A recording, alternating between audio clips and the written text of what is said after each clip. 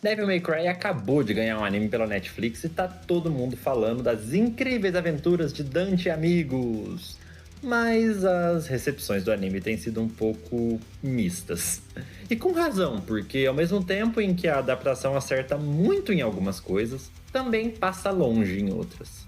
E não, eu não tô falando da polêmica que estão criando porque a Lady não passa o anime todo de cropped e shortinho. Se você acha que esse é o problema, você precisa diminuir seu consumo de pornografia. Se você não conhece Devil May Cry, a primeira coisa que você tem que saber é que é uma história exagerada, que não tem vergonha de levar isso ao ridículo às vezes, misturando demônios terríveis capazes de destruir o mundo e uma narrativa com o hábito de tirar sarro de si mesmo. Devil May Cry é uma franquia de jogos da Capcom que começou a ser publicada em 2001, e seu lançamento mais recente, Devil May Cry 5, que é uma obra-prima, diga-se de passagem, saiu em 2019. Além dos 5 jogos principais da franquia, também teve uma tentativa de remake em 2013, mas a gente não fala do remake.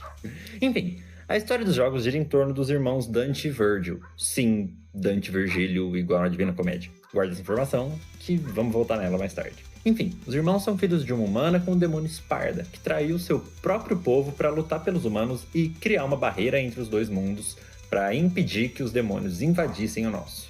Bom, impedir até certo ponto, porque mesmo com a barreira tem demônio atravessando o tempo todo. É bom dar uma conferida nisso aí, que deve estar cheio de vazamento. Dante e Virgil foram separados na infância, numa tragédia que causou a morte da mãe deles, e enquanto Dante cresceu entre os humanos, Virgil cresceu entre demônios. Isso vai fazer, é claro, que eles se tornem tão diferentes quanto possível, e é um dos focos principais de conflito na franquia. Dante é desleixado, tem um senso de humor duvidoso e, por ter crescido num mundo em que quase nada era uma ameaça para alguém tão poderoso quanto ele, tende a não levar a sério praticamente nada. Virgil é sério, obstinado e, por ter crescido em um mundo em que tudo era uma ameaça, independente do quanto ele era poderoso, tende a ser um pouco extremo nas suas ações e decisões. A franquia gira em torno dos dualismos e contrastes entre os dois irmãos, que não se encaixam perfeitamente em nenhum dos mundos, mas que acabam se sentindo parte de mundos opostos. O que, lógico, vai ser o centro de conflitos constantes entre os dois. Mas não é esse o foco do anime, pelo menos não nessa primeira temporada. O anime traz como vilão um misterioso coelho antropomorfo que pretende romper a barreira que separa os dois mundos. Para isso, ele precisa da espada e do sangue de Sparda, e das duas metades do amuleto usado para selar a barreira. E uma dessas metades o Dante carrega no pescoço, sem fazer ideia do que realmente é, e só quer proteger porque foi um presente da mãe. O terceiro grande personagem da série é a Lady, uma mulher com um passado traumático envolvendo demônios, que lidera uma milícia secreta anti-demônios financiada pelo vice-presidente dos Estados Unidos, que é tipo uma mistura de R.R. Soares com Nick Fury. E o anime faz muitas coisas muito bem, apesar de alguns fanservices, como a reutilização de alguns chefes do jogo, não convencer muito. A adaptação da Lady para a série é bem interessante. A própria figura do vice-presidente pentecostal adiciona bastante para os conflitos e o coelho é um vilão interessantíssimo, mais interessante do que muitos vilões da franquia original. A trilha sonora não só é excelente, como capta muito bem a essência dos jogos. O debate trazido entre o que é ser humano e o que é ser demônio, e quão danoso é generalizar e segregar grupos é muito bem-vindo. E a dinâmica entre o Dante e a Lady, mesmo que tenha sido um pouco invertida se comparada com os jogos originais, funciona bem. Além disso, a Lady e o coelho simbolizam um dualismo muito bem construído, que acaba substituindo nessa primeira temporada o dualismo que nos jogos costuma ser entre Dante e Virgil. Mas um dos pontos mais centrais, mais vitais, mais indispensáveis para a construção do tom da narrativa nos jogos de Devil May Cry foi muito enfraquecido no anime. Eu tô falando de contrastes. Devil May Cry se sustenta por opostos, pela fusão absurda de uma atmosfera sombria e calamitosa, profundamente violenta e profana, com personagens exagerados, até meio bobos, que não se levam tão a sério. Devil May Cry é uma história de opostos, tão opostos quanto possível, e de como eles moldam tudo o que fica entre eles. É uma ressignificação muito semelhante à da própria Divina Comédia, que a gente tinha falado lá atrás, lembra? A Divina Comédia foi escrita numa época em que você tinha duas atmosferas na narrativa. A atmosfera sublime, sagrada, representada pelas pessoas importantes, da alta sociedade, e a atmosfera jocosa, caricatural, representada pelas pessoas comuns, como camponeses e artesãos. Acontece que o Dante...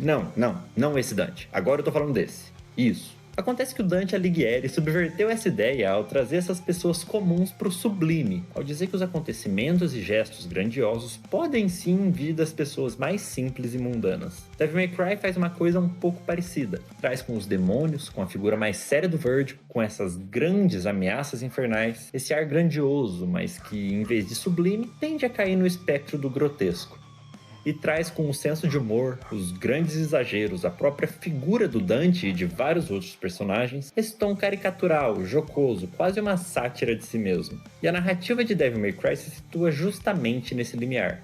Às vezes pende para um lado, às vezes para o outro, mas sempre volta ao ponto de atrito entre esses dois espectros. O anime até tenta trazer esses dois aspectos, mas parece receoso de se deixar chegar nos extremos, e acaba buscando um meio termo que enfraquece bastante os efeitos causados por esse contraste. Um exemplo disso é o Devil Trigger, quando Dante deixa seu lado demoníaco tomar forma. Enquanto nos jogos a transformação é monstruosa, criando a figura bizarra de um demônio grotesco que mantém a personalidade jocosa do Dante, no anime falta essa monstruosidade para transformação, que até tem uma carinha bem simpática, e com um Dante que também se mostra mais sério do que o dos jogos, mais uma vez o contraste é enfraquecido. Bom, eu pensei em entrar agora em Devil May Cry 5, o jogo que representa de forma mais rica toda essa simbologia, mas isso acabaria levando para outro lado e deixando o vídeo bem mais longo. Então, se vocês quiserem um vídeo só sobre isso, é só deixar aqui nos comentários, que ainda tem muito o que falar sobre esse tema e é legal falar, eu gosto de Devil May Cry. Pra esse vídeo, o que fica é: Devil May Cry da Netflix é um bom anime, mas não alcança o que a narrativa dos jogos faz de melhor: não se importar. A franquia Devil May Cry é o marco que é porque não tem medo das escolhas que faz. Não tem medo de não se levar a sério, nem de misturar extremos que parecem incompatíveis. Não tem medo de se apegar a uma narrativa cíclica, tanto do ponto de vista dos acontecimentos, quanto da simbologia. Não tem medo nem de parecer ridículo às vezes. Devil May Cry é cativante porque é uma bagunça, e não tenta esconder isso nem por um segundo. E em contato com a obra, a gente acaba querendo ser um pouquinho mais assim também.